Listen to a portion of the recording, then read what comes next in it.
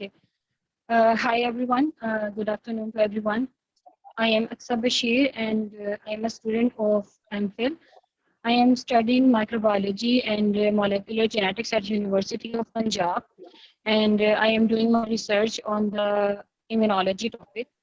So, if I talk about the topic, the today's topic is about the biotechnology as a career after experiencing pandemic. So I will discuss with all of my fellows that are here live with me. So I want to ask, uh, like, what is the first thing that comes to your mind after hearing this topic, at biotechnology as a career after experiencing this pandemic? Dr. Zain, can you hear me? Yeah, I can hear you very well. Okay. Yeah. If you can allow me, I can start the discussion over here. Yeah, you can. Can I proceed? Yeah, I asked you that what those thing comes to your mind when you hear that biotechnology as a career after experiencing the pandemic. Okay. Thank you so much. Good afternoon, everybody. Hi, guys. With a brief and quick introductions, I am Dr. Zain, working as an associate professor in the Department of Entomology, University of Agriculture, Faisalabad. Basically, my area of interest and research is on the insect science. We are studying the insects just to ensure the food security, because a lot of our commodities, agricultural commodities, food products, they are extensively destroyed by the insects. So our main focus is to protect the food, protect our agricultural crops, fruits, and vegetables from the insects. As far as topic is concerned, how the biotechnology experiencing it as a career during the pandemics. Last year, when this pandemic was started, I was in the US in Florida University. I was doing my Fulbright postdoc over there. Honestly, I'm telling you that pandemic impacted a lot. It has dramatically crushed the economies of the well-established economies of the countries. The people suffered a lot. And that particular discipline, not only biotechnology, but all types of scientific disciplines played a critical role in this era of, you can see, the pandemics. As far as biotechnology is concerned, my research field is generally focused on the genetic engineering, biotechnology, gene expressions, and proteins like this way. And we are trying to manage the insect population through genetic manipulations, through different genetic engineering point of views. During the pandemic situations, when all our labs are closed and vet research definitely was totally collapsed, and we are restricted to stay in the homes. Particularly what I did, I particularly interacted with my students, and I have given an assignment to do some sort of analysis like sequence analysis, genetic analysis through different bioinformatic tools while sitting at the home. So during this time, we have learned a lot, and we have transformed our whole system to challenge, to tackle these bad situations prevailing in the whole world. So now, I just want to come towards my brief research orientation programs or our endeavors in that field. Our main idea to create a very peaceful, clean, and green environment. We are trying to eliminate the use of insecticides or synthetic chemicals, which we are using extensively all over the world in the agriculture sectors. No doubt these toxic chemicals, which we call the synthetic pesticides, synthetic insecticides, they give a control to the insects. But on the other hand, they destroy our environment. They create a lot of problems in our ecosystems. They totally destroy our environment. And the environmental pollutions, soil pollutions, is an outcome of the extensive use of these chemicals. So my specific area of research is to find out novel alternatives and natural control procedures to manage these tiny creatures, which we call the insects. All of you, when you listen the words insect, you think there's a very minute creature. It's a very humble creature. But honestly, I'm telling you, this minute creature has tremendous potential to destroy the whole universe, to destroy our whole foodstuffs. If we are unable to manage the population of the insects, we are unable to feed the human populations. We are unable to provide the secure food to the ever-growing populations of the world. You can just look around here. Majority of the people, they are food insecure. In Africa continents, the people, they don't have any good food to eat. They are deprived of even the basic necessities. So our main concern to protect the insects, to protect these agricultural crops, foods through different genetic manipulations. On the other hand, you can understand that we are basically working on to develop transgenics. Transgenics mean that we can take the genes of interest and useful genes from other source and express them into the plants. But we are expressing those genes which are toxic to the insects.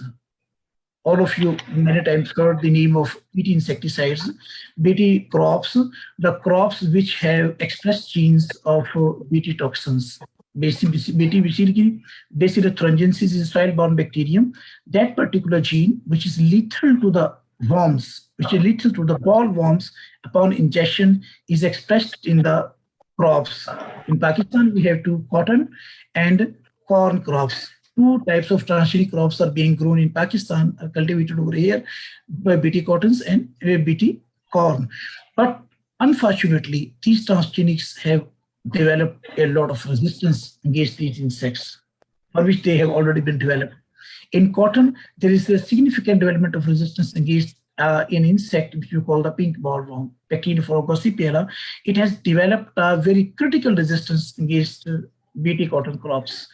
Like in corn, there is a very new emerging threat to the food security, which we call the fall armyworm. It has completely collapsed the corn crops all over the world due to the attack of these tiny creatures. So currently, we are trying to investigate such mechanisms, trying to find some alternate solutions to address these crops. At this moment, I just stop here and ask Aska to move other. Later on, I will continue discussions on the development, on the productions, how we can evolve during these pandemic situations. Thank you.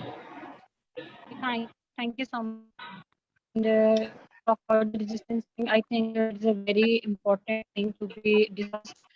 And if I tell about my thoughts, so I will say that the biotechnology industries, there are a lot of types of biotechnology industries, but mostly they are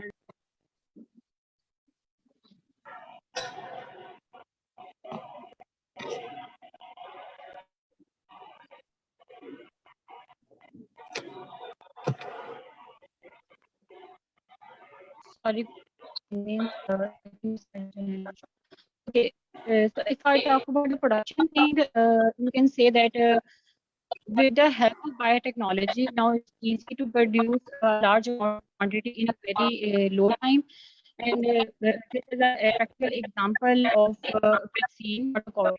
We can see that in a very low duration, a lot of countries managed to make a lot of vaccine, even not for their country, even for the other countries, mostly the developing countries.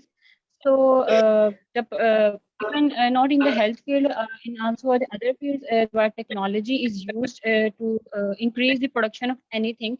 And we can say that even if it is about a single disease, so if we have to just diagnose it, so we need a simple machine that is that is made in a biotechnology industry, for example, PCR.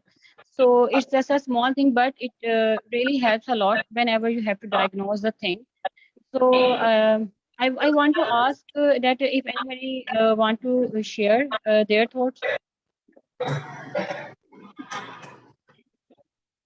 This is Umer. Karim, can I speak, please?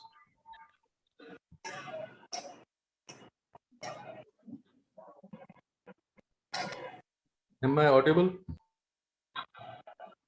Yes. So this is Umar Karim. I am basically an agriculture engineer, and I'm working in field of water and agriculture since last 18 to 20 years. And my understanding about biotechnology is that biotechnology is defined as a set of tools that uses living organisms or parts of organisms to make or modify a product or improve plants. So this word biotechnology was present in our lives. If we go back into the history, in one way or another, this biotechnology was part of our life. If I belong to a rural area and I remember, I know my childhood passed in a village, that we used to improve seeds, we used to multiply seeds, we used to store seeds. Similarly, for food technologies, we used to store food, we used to make curd out of milk, or we used to make cheese out of milk. So all these things were present in our lives. And if we check the history of Pakistan, the agriculture production was not that good up till the 60s. I think if Dr. Saab can authenticate me, we used to produce wheat about 12 mounts to 15 to 16 mounts per acre. And then there was a green revolution. That green revolution Yeah. came with the help of America, which gave us genetically modified seeds of wheat. And suddenly Crops, that yeah. it spread all over, and we were able to able to control our food security, manage our food security, but we also were in the exporting position of wheat. Similarly happened with rice, and similarly happened with lentils and other seeds. So I think nowadays, today, biotechnology in Pakistan for young professionals who are getting graduated or getting masters is very important, and it's very much needed, not only for youngsters, but also for corporations or companies to invest in this field. Because in Pakistan now our population is growing at very fast pace. Our natural resources are being decreased and decreased and consumed, and we need to have more modified crops, seeds, more modified crop kinds, so that we can grow more with less natural resources, like less water or less fertile soils, or with less pesticides and less fertilizer. So there is a lot of potential available. There is a lot of potential if we can grow. I think in Karachi, Dr. Ataur Rahman has opened a laboratories for tissue culture. Tissue culture is also a kind of biotechnology, or state of biotechnology, where we produce more improved plants through culturing their tissues or through genetically modify them. So I hope so. And according to topic, after current pandemic, I think the basic motto was, a basic slogan is, okay, the countries who have their food system secured are going to survive this pandemic. So what are the ways? How can we do? We can do it through biotechnology. I think biotechnology is one important science here, where our scientists, our youngsters can do research. They have laboratories, they have proper facilities, and then they have fields to experiment on those yields and things, and we can get we can get our country food secure in this pandemic. Thank you very much. That's me. Yeah. That's a good point about the food security. Anyone else want to share their thoughts? Yeah, I just want Hi, to I'm extend Nadia. the. Sorry. Okay, Nadia, you can Dr. go. Zain, please, you can share your thoughts and I'll do mine later Okay. then. Go ahead, please. Okay, just I want to extend and endorse the discussion of Umer Karim. Due to the interventions of biotechnology, life science has created revolutions. He quoted an example of wheat. He's very rightly said, the green revolution was done by a scientist, Dr. Norman Borlaug, who introduced the genetically modified wheat and who introduced a short stature genes in the wheat. After the green revolutions, now we are getting on an average 30 to 35 months per acre, whereas we were taking approximate 10 to 15 months per acre. Production, increase in production in the yield of crops, fruits, vegetables, even in the health science, biotechnology played these tremendous and critical roles. Now, each discipline of life science has applications of biotechnology in every part, particularly in the health. It has miracles in the health, vaccine development, a lot of other microbiological studies. They are involved in the use of biotechnology, particularly the human genome sequencing project. When the whole human genome was sequenced, we scientists are able to predict some disease, scientists are able to predict some functional functions of different types of genes present in the humans. Likewise, mosquito genomes, honeybee genomes, fruit fly genomes, a number of organisms, they are totally sequenced. And now we have plenty of informations to figure out some useful genes, and then we can plan our strategy in the form of health, in agriculture production and productions, as well as in every walk of life. The role of biotechnology is commendable. Thank you.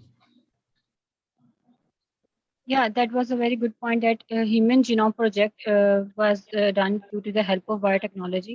And we can see today with the help of that, we are using that even for checking SNPs in our genome. Okay, Nadia, will you share something about this? Yes, hello everyone. Thank you so much for having me, Aqsa. I am Nadia and I am a science communicator and a researcher in the field of plant breeding and genetics. So my research is about high yielding crops, and then specifically about the production of climate ready crops. So we do conduct the multiple environment trials where we conduct trials for the many oilseed crop production. We see like brassica, canola, and soybeans. So these are my fields of crops of expertise. We do sow them and at different METs, that is multi-environment trials, and we see if we can achieve, the yield stability across diverse environments or not. So I would totally endorse Dr. Zain and Karim Saab, whatever they have shared about the GMOs and the transgenic plants and the biotechnology's contribution in building the sustainable food system. Well, I believe that supporting the transition to a more resilient agricultural and food sector, I think this is need of the day. And during this pandemic, we have learned that, that we should have the most resilient and the most conducive food security systems. So looking ahead, I think COVID-19 offers us an opportunity to enhance the resilience, sustainability, and productivity of the agriculture and the overall food sector. And that would, of course, need the technology-based interventions, specifically the biotech techniques. So to build a strong and efficient supply chain management would be one of the prime needs, in this sector. Technology-based solution regarding the cold storages, and then tech and innovative solution for the perishable items, because we have seen the losses of the perishable items and foods from like farm to the market, because the COVID-19 has disturbed the transportation system, and which is one of the main reasons that we have lost many food items, perishable items, some at field and then some at markets. So I think coming up with the innovative cold storage solutions and then technology-based solutions for the perishable items, that would be something that would make the whole food chain system more resilient, and to tackle any challenges regarding the pandemics or any other such situations. So I think we need to secure our food systems and food security systems, of course. Yeah, that was a very valid point that food security is, I think, the issue of a lot of countries, including Pakistan. And after this pandemic situation, everyone has learned the importance that we need biotechnology in every field, and we have to appreciate it. Okay, so anyone else want to share their thoughts? Okay, I want to share something more about biotechnological interventions in different scientific disciplines. If you can go back 2-3 decades, we can see that our population is very less. Let's suppose at the independence of Pakistan, we are few peoples and we have to feed our populations. For example, we have 1 grain wheat, and that 1 grain wheat produces 10 grains. And that 10 grains are sufficient to feed the population at the time of independence of Pakistan or at the creation of Pakistan. But now we are approaching billions of populations. In 2020 consensus, we have plenty of peoples. We have to feed a lot of peoples. At that time, when 1 grain of wheat produced 10 grains is sufficient to that populations. But now our land area is fixed. We cannot make any expansions. Our boundaries are fixed. Our cultivated areas are fixed. Rather, they are constricted due to urbanization in the whole countries. Urban and peri-urban agriculture is there. Now we have the same grain of the wheat, but we need that 1 grain of wheat produce 100 grains. How this was possible?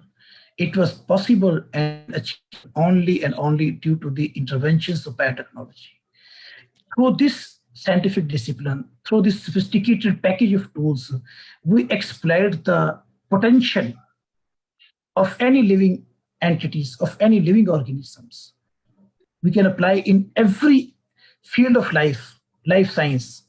If we can apply in the microorganisms, into bacteria, viruses, nematodes, fungi, agriculture crops, plants, animals, everywhere where life exists, biotechnology has its role. With the help of this technology, we can exploit and hyper-exploit the existing potential of the living organism.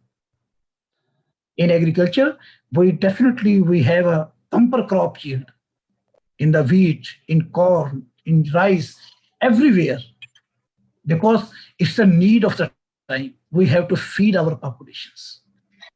Agriculture scientists, they are responsible to provide feed.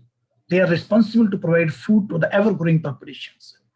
You have to provide lunch, you have to provide breakfast, you have to provide dinner to the ever-growing population of the everything which you can see on your dining table, the raw material coming from the farms.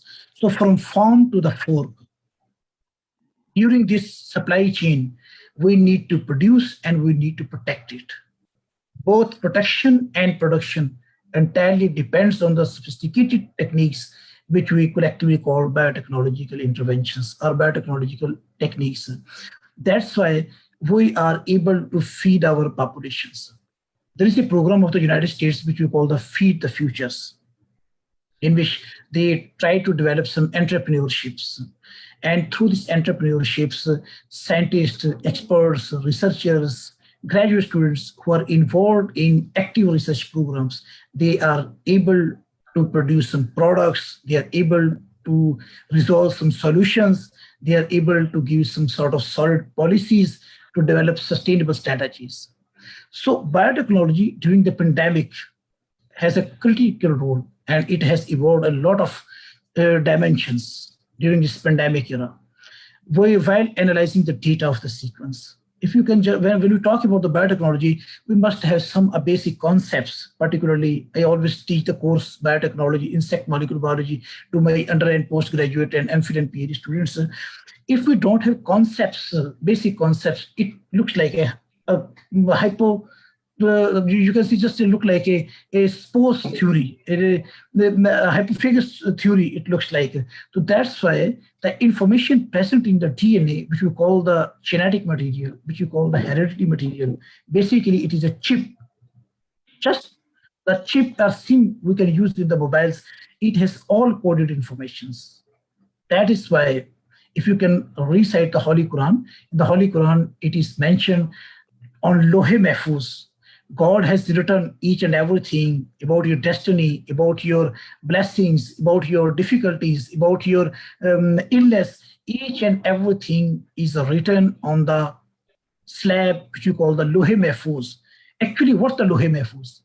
Now the science has revealed, through biotechnological intervention, it has been revealed that that coded information is present in the DNA, which we call the actual hereditary material, which we call deoxyribonucleic acids. The whole information is present in that particular structures, in double helix structures. And that information cannot be read out, cannot be interpreted unless we have some scanner. This is just present in the form of codes. And this information is transferred through different technical procedures, complicated procedures, which we call the transcriptions.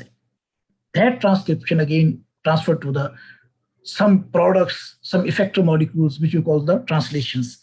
That concept originated the central dogma of molecular biology. So the start of the XRD, when XRD structure of the DNA was invented, Actually, the major breakthroughs develop in the DNA after the discovery of Karim's polymerase chain reaction procedures, PCR machines. When that copying machine was invented, actual breakthroughs in that particular discipline of science happened. Now, with the help of this technique, we are able to diagnose. And Aqsa is working, I think, molecular genetics on the medicines from Punjab University, and they are able to design different drugs. They are able to define different, they are able to identify some functional domains in that particular disciplines. In the medicines, like in the agriculture, we are able to identify certain genes which are responsible for high yielding, salt tolerance, heat tolerance, stress tolerance, and insect resistance. So there is a plenty of useful genes they are available when these genes are isolated through different molecular procedures, from DNA isolations, from PCR isolations, and then these genes incorporated into other plants for the production of such useful products, useful compounds, or and to save the humanity. All these things are ultimately are meant to facilitate the end users, facilitate the stakeholders.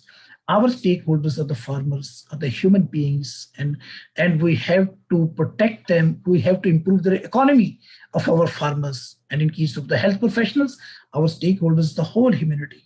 You have to improve their well-beings through these techniques.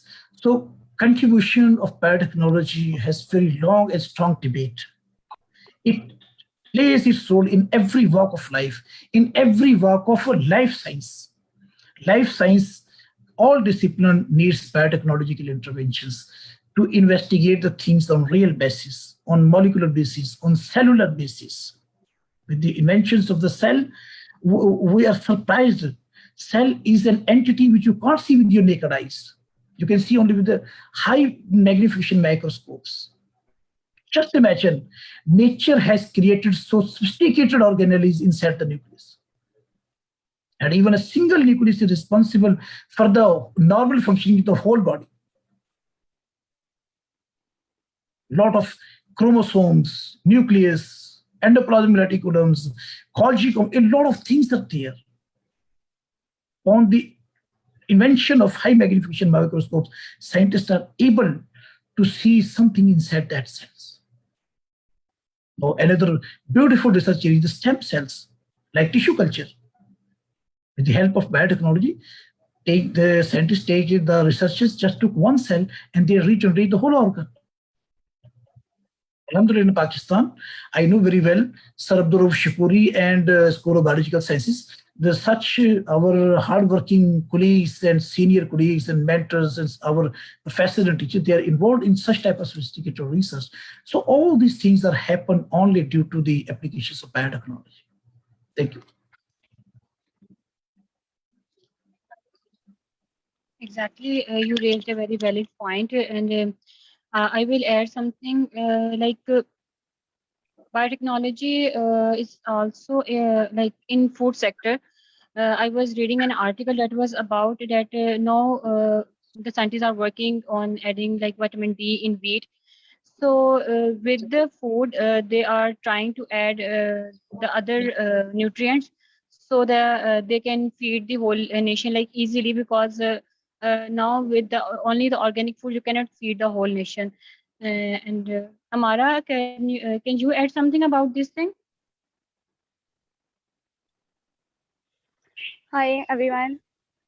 Uh, First of all, I'll introduce myself. I am Ammara Saleem. I am doing MPhil Biochemistry from University, Islamabad. As far as concerned about my research domain, I have worked with Halal Research Council during the start of pandemic to know how the food boost up immunity against COVID-19. What foods are COVID patients taking and what are the impacts they are facing after the treatment, and like diabetes and some cardiovascular problems are coming in the individuals, how we can treat that. We did a statistical analysis to know about it. Along with that, I these days I am working as a genomist on different diseases, genetic diseases that are running from family to family. Like I am exploring the DNA on the basis level. it is such a fascinating work. We know that this person is suffering from this disease like color blindness, neuro diseases like Alzheimer's disease, but we are not able to figure out without biotechnology that how this disease is affecting the individual at the molecular level, at the cell level, and how the coordination is disturbed in that patient. We are using these the sequencing techniques like sender sequencing. It is also the application of biotechnology. I can't say that biotechnology has no role in our life. I can say that it is important in every aspect of life. Just like there are 4 types of biotechnology: white biotechnology, blue biotechnology, red biotechnology. We know that it has applications in medical fields, in industries like we are wearing masks. How many layers in it, what will be the size of pore in the mask. It is the application of biotechnology. Biotechnology tell us how will be the size of that pore. That virus cannot pass through it. Along with that, if I come towards the environmental or agriculture field, we are designing the food that are nutritious, that are rich in zinc and other mineral elements that are necessary to boost up immunity against the COVID-19. Along with that, if I am coming toward the industrial area, uh, the food, the food and mass and different operators like as a biotechnologists are working in different labs for the detection of COVID-19 by using different techniques, PCR. So all these things are possible due to the biotechnology. Along with that, I am appreciating the all other panelists to add grateful information in it. Thank you. Thank you, Ammara. And you talked about the immunity thing that today everyone is concerned about their immunity. Like during pandemic, everyone was saying that the other solution is when there was no vaccine or medicine. So everyone was saying that you must boost your immunity, and if someone is COVID positive, so he should be concerned about the things that should boost his immunity. So yeah, the biotechnology has played a role in like everyone knows about the importance of the immunity. So anyone else want to share something, or if anyone has a question? I just You're talking. Okay, Umer, please go ahead. So I just wanted to raise some points about food technology or biotechnology used in food technology or preservation of food. So there are several things. We are living in the world where Pakistan is facing serious inflation, and we are getting so much high rates of everything. I remember 2 years ago when this government came into form, so they banned all imports on major items, and cheese was one of them. And I remember my family, my colleagues, everybody was saying, oh my God, now we will not have imported cheese. So what is the point? We are still not able to produce cheese in our country, or it is made sufficient available for the masses. So likewise, mango is an important fruit. It's in Sindh and in South Punjab, it's widely cultivated and produced. But I have seen a study where it is said that about almost 80% of mango production goes in waste. It is wasted because it has very short shelf life. It gets rusted, it gets insects, and it is wasted. So what is the point? We are not able to engage our students and our young professionals in doing research on mango and increasing its shelf life or preserving its taste. Like we go to Thailand, so mango is available around the year. Mana, every time, in any month of the year you go there, mangoes are there on the carts and you can enjoy them, you can taste them. Why can't we produce a good mangoes which have good shelf life or which can be grown around the year and we can get good exports of that? So these are small points, items. Like in Tharparkar, we had droughts. So the major point of Tharparkar is a major source of their livelihood or their food value chain is livestock. They rely on its milk, or they rely on its meat. So what is the point? We are still not unable to do research or engage our students to have more preservation of that milk or more preservation of that meat, so that they can use it around the year, or it can fulfill their nutritional requirements. So there are lots and lots of issues and lots of potential. Point is to raise the awareness and so that our students, our young professionals grow in their interest and they do research and they produce something for the better of the nation. Thank you very much.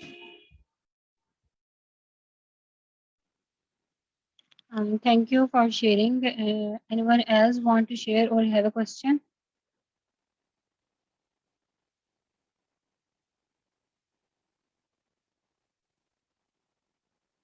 Okay, so what I will say that after the pandemic thing, I think that a lot of people regarding biotechnology, they started research, and now you can see that the main research is going on the infectious diseases.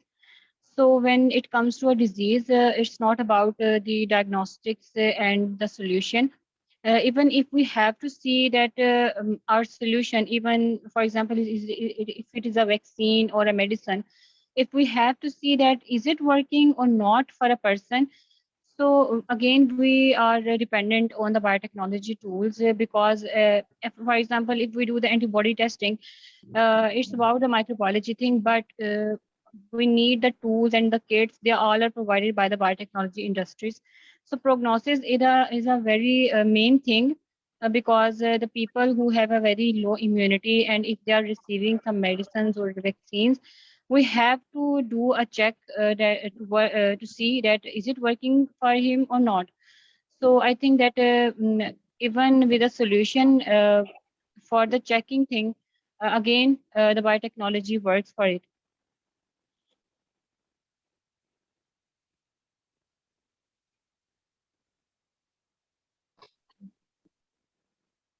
Okay, so if somebody have a question, you can share.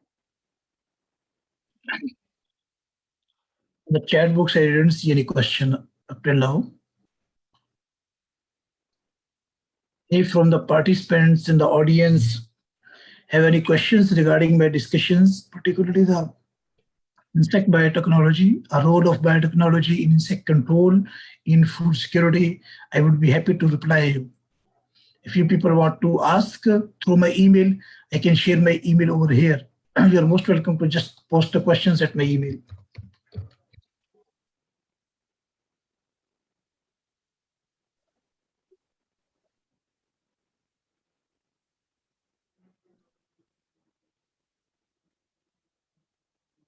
I just want to add something in the discussion of Aqsa Bashir. You're a microbiologist and you're talking about some sort of immunity in the human beings, in the living organisms. Basically, immunity or immune system is a natural defensive mechanism, is a God-gifted potential for every living organism over this universe. Every living organism has its own immune system, own self-defensive system. And that particular self-defensive system is compromised or suppressed or deteriorated when some invaders enter into the body or they counter attack with your natural defensive system. For example, in case of the COVID, we have a serious problem during these times. The COVID actually compromise our immune systems. Our immunity is compromised in the infection, in COVID infections, or in this infection of this virus. Now, different school of thoughts they are developing. Just one minute, excuse me.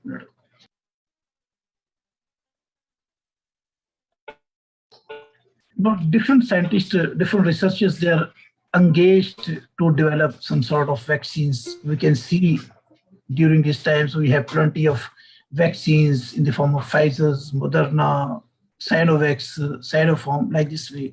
All over the world, people, they are vaccinated against that viral disease. Different virus has strains, like dengue virus has different serotypes. Basically, these are the RNA viruses. RNA viruses, when we talk about in detail about the biotechnology, RNA viruses, they are highly mutation rate.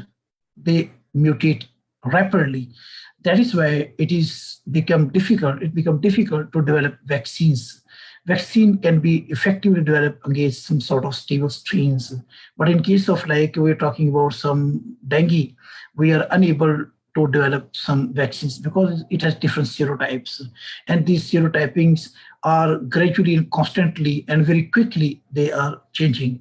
But the scientists are trying to work to develop some sort of different combination of the vaccines, which are equally effective for all types of serotypes.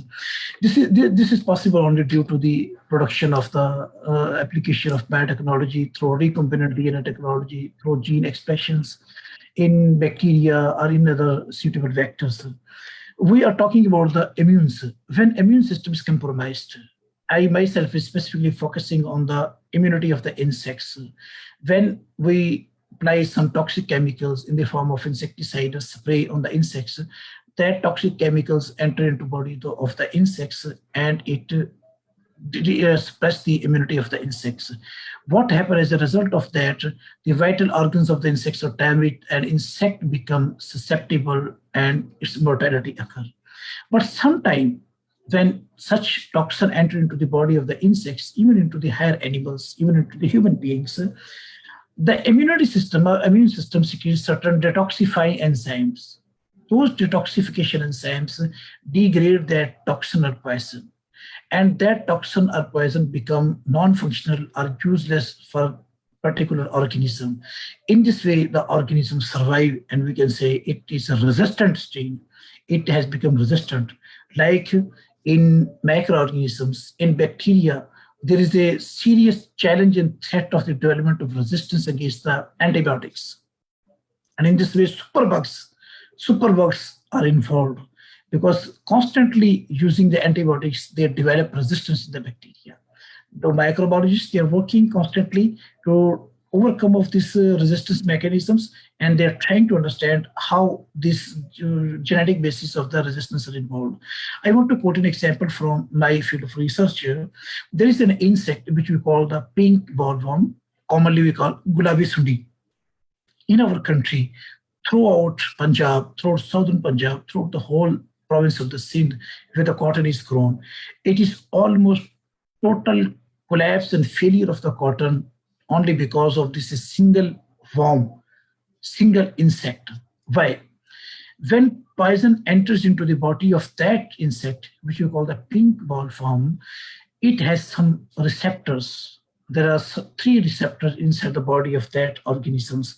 One we call as the aminopeptidase receptor. Second one is the cadherin gene receptors, and then another the phosphatase receptors. These are the receptors. When the toxin, which we call the crytoxin is belong to a family of proteins, and it is present in the body of the bacteria, which we call the Bacillothromgensis. This toxin, when entered into the body of the worms, it is activated due to the presence of alkaline pH medium.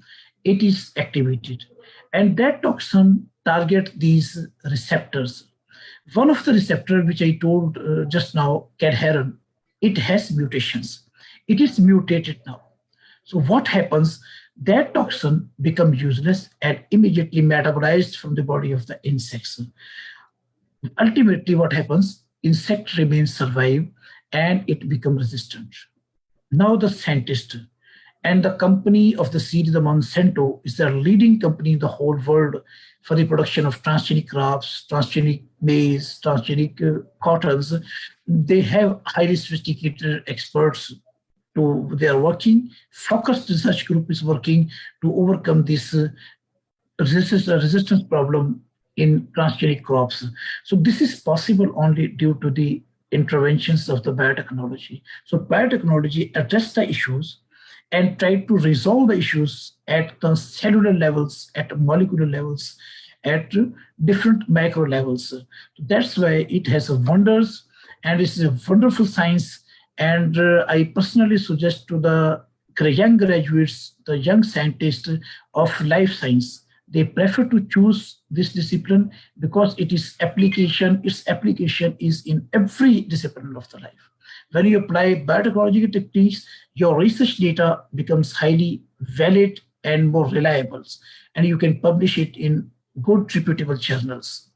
So these are just my additions, and continue the discussions. I will add some more according to the current running discussions. Thank you.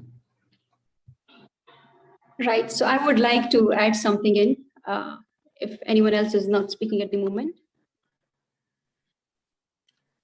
Yeah, sure. If you want to share, you can. Okay, right.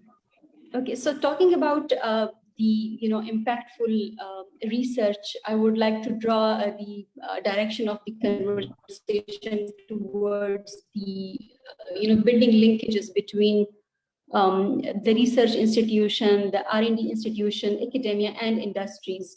Because I think post-pandemic, and while we are going through this pandemic, I think this is the time to sort of reorganize and realign our strategies and strengthen our systems in a way that we like identify the necessary investment and make some reforms at governmental level, at R&D levels, and to make a system. Because I feel that since I belong to KP, so I feel that there are many R&D organization, and then there is academia, and some sort of though on a very smaller scale, but biotech industry as well. But since these three entities are working in the silos and there is no effective communication or the bondings between them, so I feel like that the research that comes from the biotech academia, that is not well linked, and well connected to the industries. So I think the industry and academia linkages would also play a very important role in this matter. To see a more impactful biotechnology research, and to see its impact and role more effectively in the community.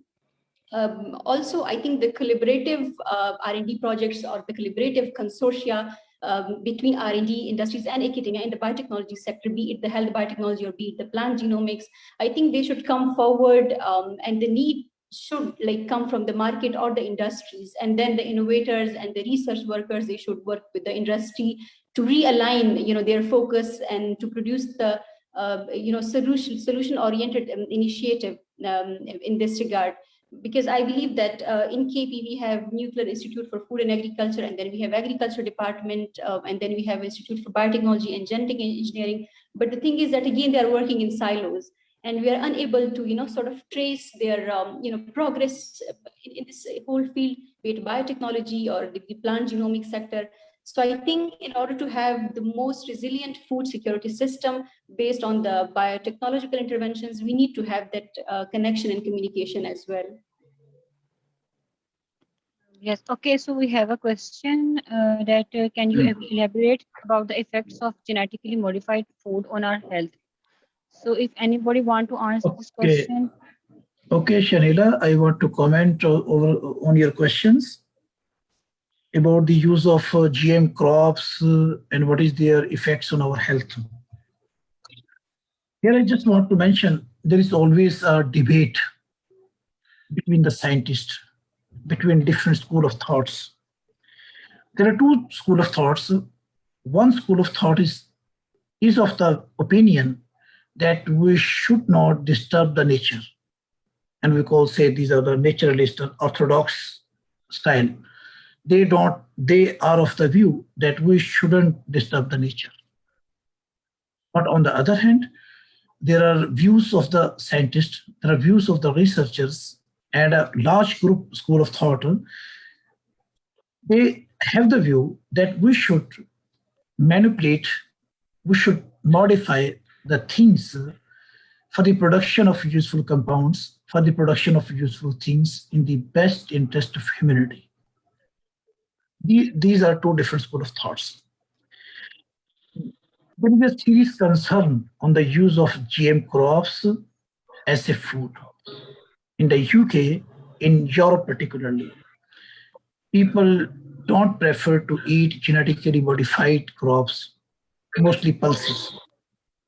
But if we want to feed the population, our populations, we have to rely on the transgenic crops, and we have to use them, and we have to provide food of transgenics to our populations. What we can do, what we can make a strict regulation of the GM crops, approval of the GM crops varieties. We should devise a strong mechanism, strong monitoring mechanisms for different field-oriented data. We must apply some real trials comprising many years, safety trials, biosafety data. Now the research has proven that GM crops which are approved, they don't have any negative impact on our health. We can use them safely. In US, mostly GM crops are used, GM tomatoes, GM vegetables. In Pakistan, we have only cotton and maize, but in other worlds, a lot of GM crops are extensively used. But the scientists have proven that they are tested under field conditions, under lab conditions, and they don't have any negative impact on our hygienes, on our health systems. So biotechnology-based products definitely creates some concern in the peoples, but it is the duty of the scientist to explain them with scientific evidence, with scientific data, particularly for the food security. To meet the challenges of food security, we have to rely on the transgenic crops. If we don't rely on the transgenic crops, then honestly, we are unable to feed our populations, and we have to face the hunger problem. We have to face the poverty alleviations. We cannot produce enough yield and produce from our existing resources, existing land resources, existing cultivatable areas. We have to rely on the transgenic technology. And now in the world, the transgenic technology is being extensively used in the productions of the GM crops, which are marketed and people are using. But as I told you, there is always concern in the minds of the some peoples. Like we have two school of thoughts in case of COVID vaccinations. You have heard a lot of rumors. Have you heard many rumors? And most of the rumors, they don't have any scientific evidence. They don't based on scientific data. They are just hypothetical rumors. Even here in our country, a number of groups, they are still reluctant and hesitant to get vaccines. They have different types of ideological concepts and thoughts in their minds. On the other hand, science has proven that vaccine trigger your immune system and ultimately induce an immunity in your bodies and make you able to defend this virus. So there is absolutely no risk of using GM crops on our health. I don't have any published evidence. I didn't see any published literatures.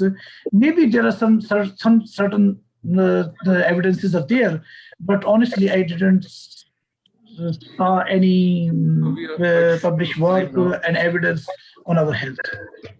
Right. I would like to add something. Pakistan is also signatory to the protocols on biosafety. So we have this national biosafety guideline as well, which makes sure, if there is something or the crops which is not cultivable, on the basis, it will of course have the concern. So we have this national biosafety. Yeah. Okay, so if we come to our second question, that is about the future of biofuels in Pakistan. So, Umer, can you share your thoughts about this question?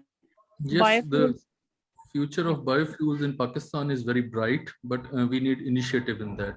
We have seen that almost in all the major cities, cattle colonies are moved outside the city, and there is huge dump of their cow waste or buffalo waste, and that in Karachi it has been thrown into the sea, and it is benefiting the mangroves around. And so the idea of this biofuel is that even if we do nothing, we just use it to burn a fire and boil seawater, we can have a supply of fresh water from it. So it needs some interventions. There is a lot of potential there, and there are other things. Then there is another question by, I think we are short of time, so I can just take both questions, or I should leave it. It's up to you. I think Ammara, if you would share, I would be happy that if that about future of biotechnologists or the job opportunities for biotechnologists. Ammara, can you hear me? Yeah, I can hear you. Yeah. As So far what as do you think about that? yeah, I am about to telling you. For biotechnologists can work in every department like medical, agriculture scientists, junior scientists, senior scientists. For example, in Pakistan, they can work as a junior scientist in forensic department, in atomic energy department, as a scientific officer in PCSIR, They can also act as a researcher in different reputed departments. If I come towards it as a food technology domain, those students who has kept the food as a major domain, they can go into any reputed company. They can act as a quality control officer in Wilshire pharmaceutical industry. They can act as a food technologist in Nestle, Coca-Cola, Shazan, Jamishiri, and different industries around the Pakistan and around the globe. And Even in if anyone is interested in, if anyone is working, if anyone has interest in lab work, he can join any clinical lab. He or she can do testing like CBC, different protein level testing, cholesterol testing, lipid profile test, and many things. I think it has a bright future, but there is a need of job hunting.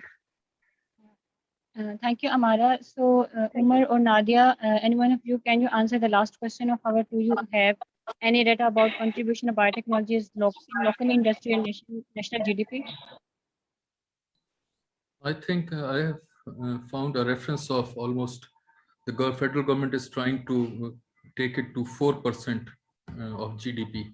It means presently it is lower than 4%, and there is a lot of potential of exporting biotechnology products to abroad, and government is trying this. I could only find this reference. Thank you. Thank you so much. Right. So we have this National Science, Technology and Innovation Policy, and this policy there is actually an article which endorses the importance of the data banks. In Pakistan regarding the science capital and regarding the having data.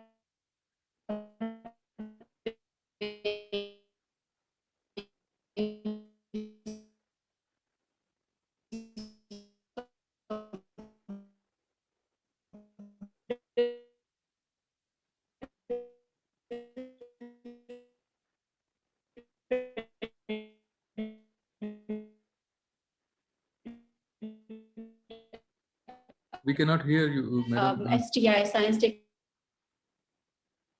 I think there's a network issue. Okay, so if I talk about this, so I will say that I talked about that biotechnology industries, and I have seen that we have a very low number of biotechnology industries in our country, but we can see that the other countries, they have a lot of numbers, and eventually they help in the increase in the GDP level. So if we grow more industries, so they will also benefit to our GDP system. Okay, so I think the time is up, and if anyone else want to share, or we should wrap up.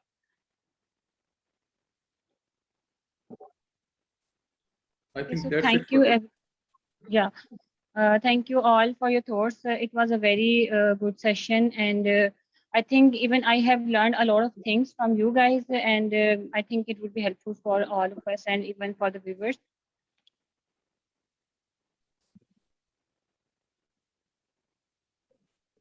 Thank you so much. It was a wonderful session. Thank you very much, Chief. Thank you very much. It was a pleasure meeting you all. Thank you very much. Thank you, Aqsa. Thank you so much.